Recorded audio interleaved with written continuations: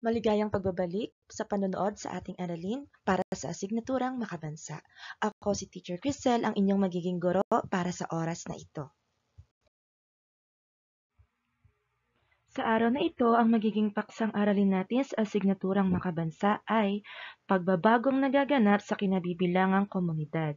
Ito ay kabilang pa rin sa unang kwarter, ika-6 na linggo at ikalawang araw. Huwag kalimutang mag-subscribe, like, comment, share, and turn on your notification bell upang maging updated sa mga susunod pa nating aralin. Alamin natin ang mga layunin sa araw na ito. Sa pagtatapos ng aralin, ang mga mag-aaral ay inaasahang una, natutukoy ang mga pagbabagong naganap sa komunidad sa aspeto ng populasyon, pananamit, kabuhayan at libangan. Ikalawa, na ipapakita ang pagpapahalaga sa pagbabagong naganap sa komunidad.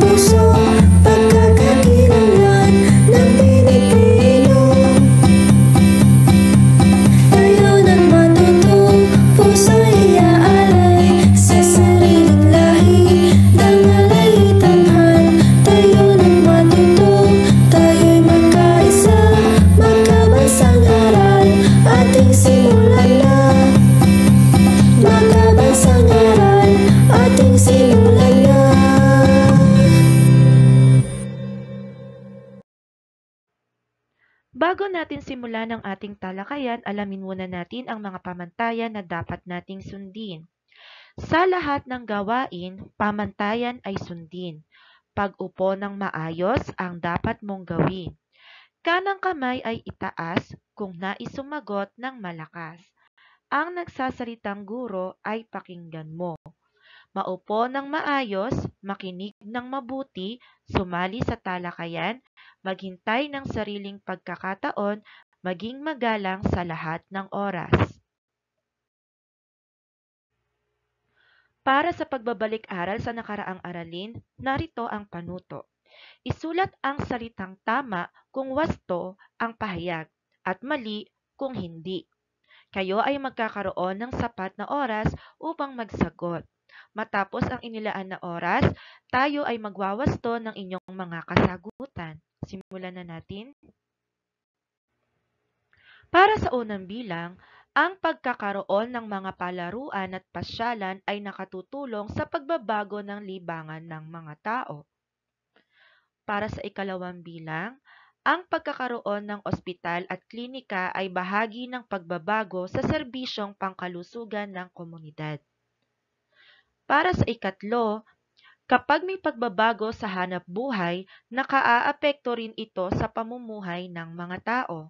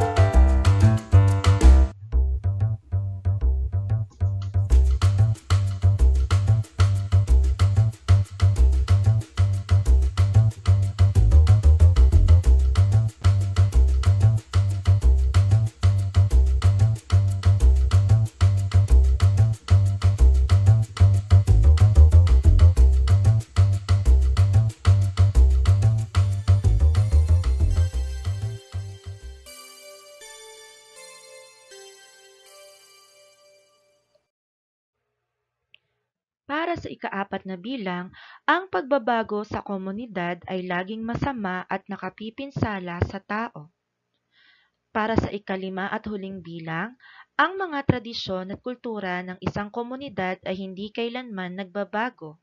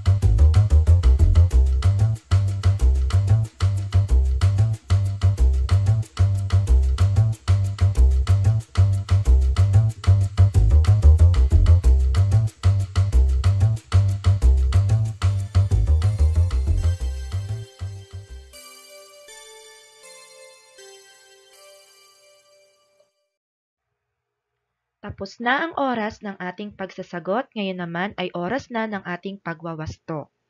Para sa unang bilang, ang wastong sagot ay tama. Sa ikalawang bilang, ang wastong sagot ay tama. Sa ikatlong bilang, ang wastong sagot ay tama. Sa ikaapat na bilang, ang wastong sagot ay mali. Sa ikalimang bilang naman, ang wastong sagot ay mali. Sana ay nakakuha kayo ng mataas na puntos para sa ating balik-aral. Sa pagpapatuloy ng ating talakayan, alamin natin ang kahulugan ng salitang kultura. Ang kultura ay tumutukoy sa kabuuan ng paniniwala, kaugalian, tradisyon, sining, wika, batas, pananampalataya at mga gawi na ipinamamana at isinasabuhay ng isang grupo ng tao o komunidad.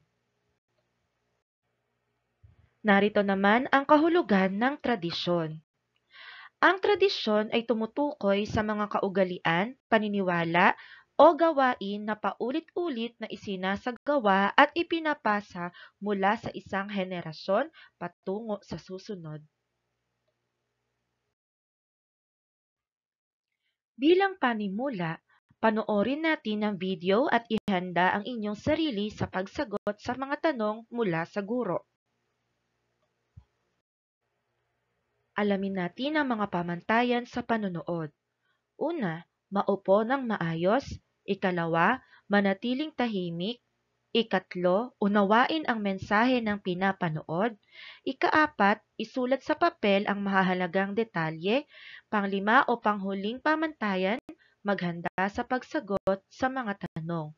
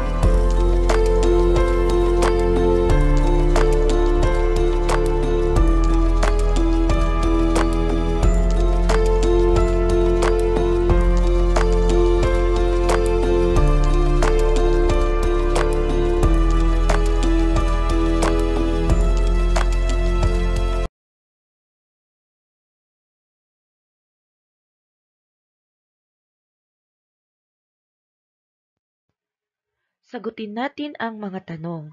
Para sa unang tanong, ano-ano ang ipinakikita ng video na iyong napanood? Una, ang maaaring sagot ay ipinakikita sa video na napanood ang pagbabago ng paligid ng Maynila sa mga nagdaang panahon. Maaari din nating isagot na ipinakita din sa video ang kaibahan ng pamumuhay ng mga tao noon at kanilang kapaligiran. Mga bata, maaari ninyong ibahagi sa buong klase ang inyong naipong sagot tungkol sa tanong na ito. Ito ay makatutulong upang palawakin natin ang talakayan tungkol sa ating paksang aralin. Para sa susunod na tanong, ano-ano ang mga dahilan ng pagbabago sa ating komunidad? Ang maaari nating isagot ay una, ang edukasyon. Ang kaalaman at kasanayan mula sa pag-aaral ay nakatutulong sa pagbabago at pag-unlad ng komunidad. Ikalawa, naging dahilan din ang kabuhayan. Nagkakaroon ng pagbabago kapag may mga bagong negosyo, pabrika o oportunidad sa trabaho. Ang inyong mga kasagutan tungkol sa tanong na ito, mga bata, ay maaari nyo ring ibahagi sa inyong guro at kapwa kamag-aral upang makatulong sa inyong talakayan. Kasunod nito ay dahilan din ang infrastruktura.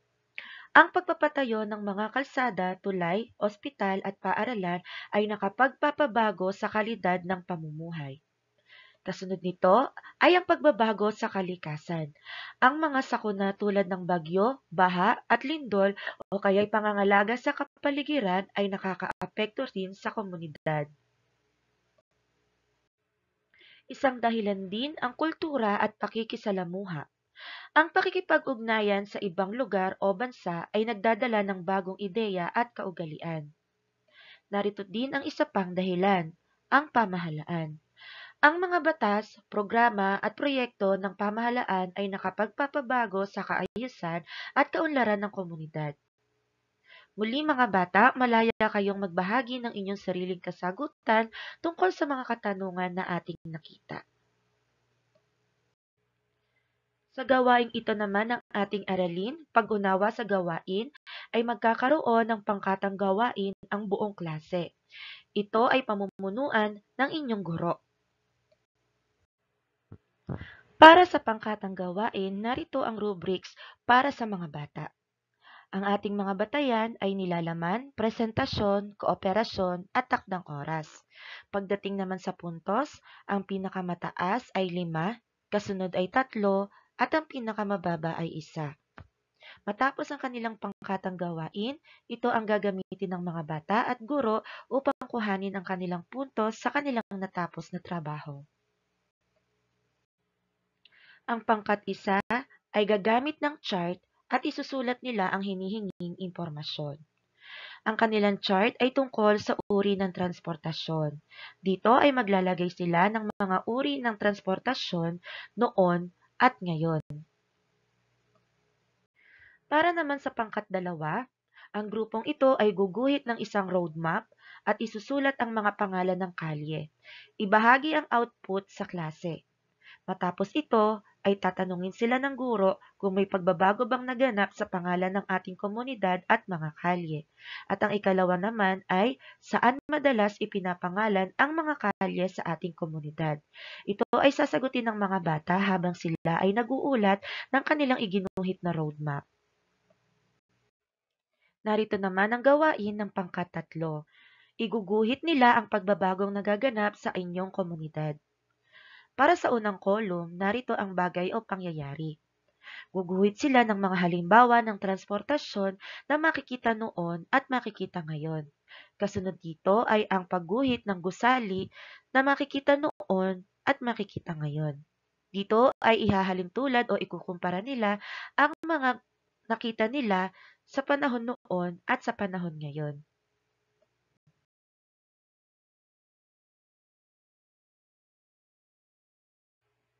Matapos ang oras ng paglikha ng bawat pangkat ay magkakaroon sila ng oras para sa pag-uulat ng bawat isa.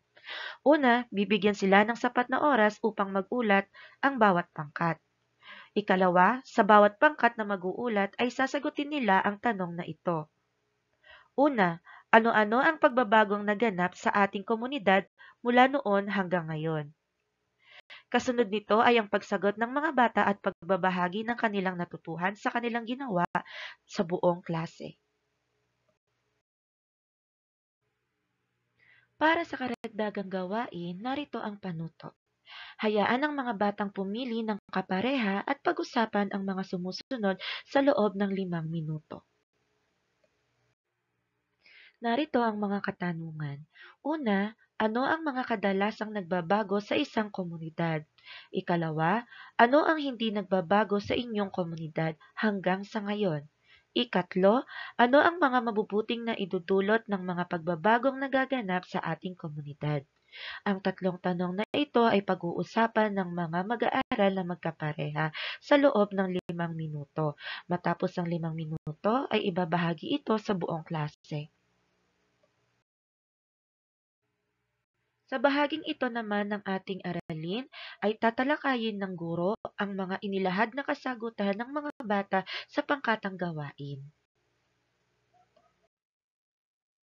Narito ang mga katanungan na magpapalinaw sa mga kasagutan ng mga bata sa pangkatang gawain. Una, ano-ano ang mabubuting dulot ng mga pagbabago sa transportasyon, mga pangalan ng kalye at mga uri ng estruktura sa ating paligid? Sa ikalawang tanong, sa inyong komunidad, mayroon bang hindi nagbabago hanggang sa kasalukuyan? Ilahad ang mga ito. At sa panghuli o ikatlong tanong, alin sa mga ito ang nais mo pang mabago at manatili? Bakit? Para sa unang tanong, ano-ano ang mabubuting dulot ng mga pagbabago sa transportasyon, mga pangalan ng kalye at mga uri ng estruktura sa ating paligid? Narito ang mga posibleng sagot para sa ating talakayan. Una, ang pagbabago sa transportasyon. Una sa mabuting dulot ay mas mabilis na ang biyahe. Nakakarating ang mga tao sa trabaho, paaralan at iba pang lugar ng mas maaga. Para sa ikalawa, mas ligtas at komportable dahil sa mga maayos na kalsada at modernong sasakyan. Ikatlo, mas konektado ang komunidad. Napapadali ang pakikipag-ugnayan at pagnenegosyo sa ibang lugar. Panghuli, nakakatulong sa ekonomiya. Mas madali ang pagpapadala ng mga produkto mula sa pamilihan hanggang sa mamimili. Narito naman ang mabubuting dulot ng pagbabago sa mga pangalan ng kalye. Una, pagkilala sa kasaysayan at bayani. Maraming kalye ang ipinapangalan sa mga makasaysayang tao o pangyayari bilang paggalang. Para sa ikalawa, mas malinaw na direksyon. Nakakatulong sa mga residente at bisita para madaling makahanap ng lokasyon. Para naman sa ikatlo, pagpapakita ng identidad ng komunidad. Nagsisilbing alaala ng kultura at kasaysayan ng lugar. Para sa pagbabago sa mga uri ng estruktura, narito ang magagandang dulot nito sa ating komunidad. Una, mas maayos na pasilidad, tulad ng mga paaralan, ospital, parke at gusali na nakatutulong sa pang-araw-araw na buhay. Para sa ikalawa, pag-unlad ng kabuhayan. Ang mga bagong gusali, pamilihan at negosyo ay nagbubukas ng trabaho at oportunidad. Ikatlo, pagpapaganda ng kapaligiran, mas kaaya-ayang tirhan ang komunidad kung maayos at moderno ang estruktura. Para sa panghuli, mas ligtas ang pamumuhay, matibay at organisadong estruktura ay nakatutulong sa pag-iwas sa sakuna at panganib. Para sa ikalawang tanong, sa inyong komunidad, mayroon bang hindi nagbabago hanggang sa kasalukuyan? Ilahad ang mga ito. Narito ang mga posibleng sagot. May mga bagay sa komunidad na nananatiling hindi nagbabago hanggang sa kasalukuyan. Narito ang ilang halimbawa. Una, mga tradisyon at kaugalian. Tulad ng bayanihan, pista at iba pang kaugaliang Pilipino na patuloy na isinasagawa. Para sa ikalawa, pagpapahalaga sa pamilya at pakikipagkapwa.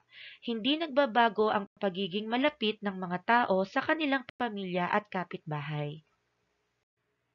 Para sa ikatlo, mga simbahan at makasaysayang pook. May mga lumang gusali o strukturang patuloy na inaalagaan at pinapahalagahan. Para naman sa ikaapat, Pamumuhay na may pagkakaisa sa oras ng sakuna o problema, patuloy pa ring nagtutulungan ang mga tao. Ikalima, kalikasang bahagi ng komunidad. May mga puno, ilog o bundok na hanggang ngayon ay nananatili at bahagi pa rin ng kapaligiran. Para sa maikling pagsasanay, narito ang panuto. Basahin ng mabuti ang bawat tanong. Piliin ang tamang sagot mula sa mga pagpipilian. Kayo ay bibigyan ng sapat na oras upang masagutan ang bawat tanong. Matapos ang inilaan na oras ay iwawasto natin ang inyong mga kasagutan. Simulan na natin. Para sa unang bilang, ano ang pangunahing mabuting dulot ng pagkakaroon ng bagong kalsada sa komunidad? Titik A, mas mabilis ang biyahe at kalakalan. Titik B, nadadagdagan ang polusyon. Titik C, mas maraming sasakyan ang nagkakabanggaan. O titik D, mas maraming trabahong nawawala.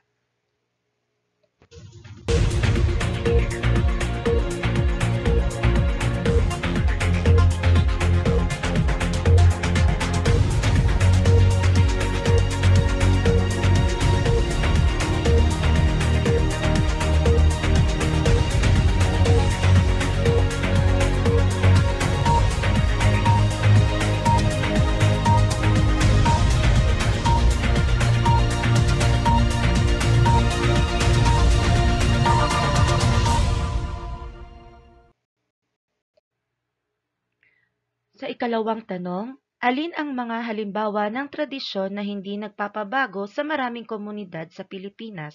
Titik A, pagdiriwang ng Pasko. Titik B, pag-imbento ng bagong laro sa computer. Titik C, pagpapagawa ng mall. O titik D, pagbili ng bagong sasakyan.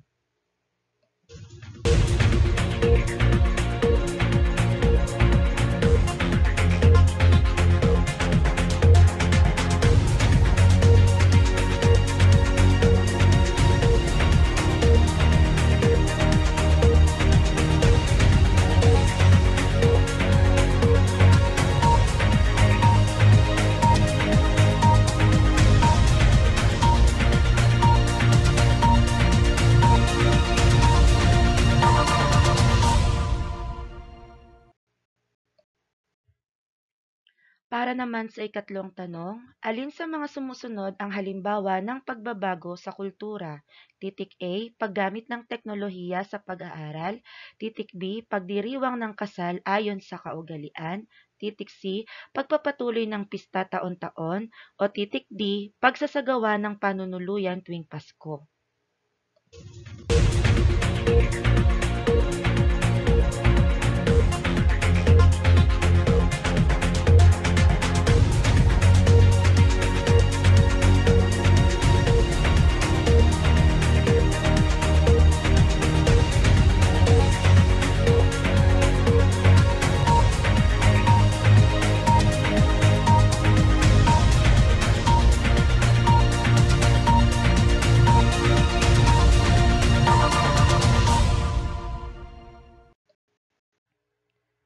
Para sa ikaapat na tanong, ano ang pinakamahalagang epekto ng mga pagbabagong nagaganap sa infrastruktura, tradisyon at kultura sa isang komunidad? Titik A, pagkakaroon ng mas maraming bisita. Titik B, pag-unlad at kaginhawahan ng pamumuhay. Titik C, pagkawala ng pagkakakilanlan ng tao. O titik D, pagtaas ng halaga ng bilihin.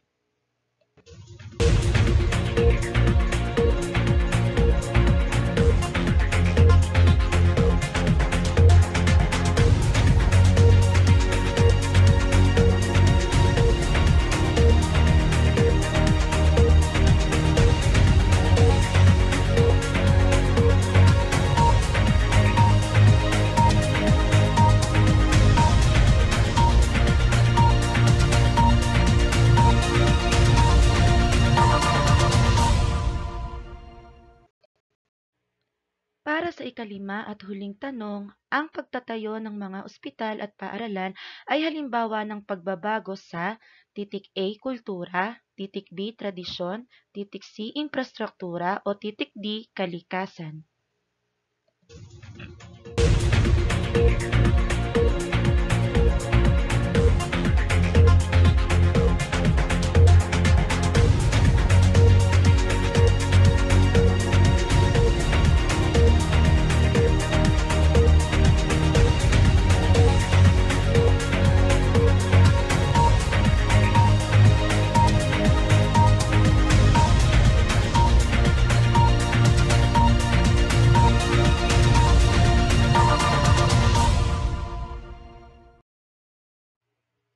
Tapos na ang oras ng ating pagsasagot, ngayon naman ay oras na ng ating pagwawasto. Para sa unang bilang, ang wastong sagot ay titik A, mas mabilis ang biyahe at kalakalan. Para sa ikalawang bilang, ang sagot ay titik A, pagdiriwang ng Pasko. Ikatlong bilang, ang wastong sagot ay titik A, paggamit ng teknolohiya sa pag-aaral. Sa ikaapat na bilang, ang wastong sagot ay pag-unlad at kaginhawahan ng pamumuhay. Sa ikalimang bilang, ang wastong sagot ay titik C, infrastruktura. Sana ay nakakuha kayo ng mataas na puntos sa ating pagsusulit. Sa bahaging ito ng ating gawain, tayo ay bubuo ng isang konsepto na dapat nating tandaan at hindi dapat kalimutan tungkol sa ating paksang aralin. Narito ang kaisipan na hindi dapat kalimutan. Ang pagbabago ng komunidad sa aspeto ng infrastruktura, tradisyon at kultura ay nagdudulot ng kaunlaran at kaginhawahan sa pamumuhay ng mga tao. Ang makabagong infrastruktura tulad ng kalsada, tulay, paaralan at ospital ay nagpapadali sa pagkilos at pangangailangan ng mamamayan. Samantala, ang pagpapanatili at pagbabago sa tradisyon at kultura ay nagpapakita ng pagkakakilanlan at kasaysayan ng komunidad kasabay ng pagtanggap sa mga modernong impluwensya na nakatutulong sa pag-unlad. Para sa pagtataya, narito ang ating panuto. Basahin ng mabuti ang bawat tanong. Isulat ang salitang tama kung ang pangungusap ay wasto at mali kung ito ay hindi wasto. Kayo ay bibigyan ng sapat na oras upang magsagot at pagkatapos ang nakalaan na oras ay iwawasto natin ang inyong mga napiling kasagutan. Para sa unang bilang, ang kawalan ng ospital at paaralan ay tanda ng maayos na infrastruktura. Ikalawa, ang bayanihan ay isang tradisyon na nagpapakita ng pagtutulungan sa komunidad. Ikatlo, ang pagkain sa fast food ay isang halimbawa ng pagbabago sa kaugalian ng tao. Ikaapat na bilang, ang pagdiriwang ng pista ay hindi na bahagi ng kulturang Pilipino. Ikalima at huling bilang, ang mga pagbabagong nagaganap sa infrastruktura, tradisyon at kultura ay nagdudulot ng kaunlaran at kaginhawahan sa komunidad.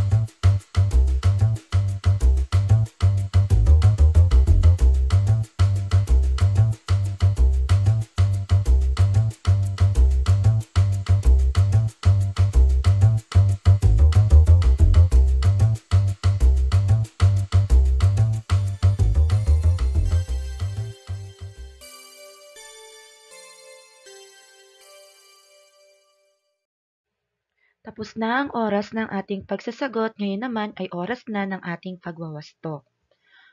Para sa unang bilang, ang wastong sagot ay mali. Sa ikalawang bilang, ang wastong sagot ay tama. Sa ikatlong bilang, ang wastong sagot ay tama. Sa ikaapat na bilang, ang wastong sagot ay mali. Para sa huli at ikalimang bilang, ang wastong sagot ay tama. Sana ay nakakuha kayo ng mataas na puntos para sa ating pagsusulit. Bago natin tapusin ang ating talakayan sa araw na ito, ay narito ang konsepto na dapat nating tandaan. Ang pagbabago sa infrastruktura ay nagbibigay ng maayos na daan, gusali at pasilidad na may nakatutulong sa pang-araw-araw na pamumuhay. Sa tradisyon, may mga kaugalian na nananatili ngunit may ilan ding nababago ayon sa takbo ng panahon. Sa kultura naman, makikita ang pagsasama-sama ng makaluma at makabagong gawain na nagbibigay kulay at pagkakakilanlan sa komunidad. At dito nagtatapos ang ating talakayan para sa araw na ito sa asignaturang Makabansa. Muli, ako si Teacher Crisel ang nagsilbing guro ninyo sa oras na ito. Maraming salamat. Paalam!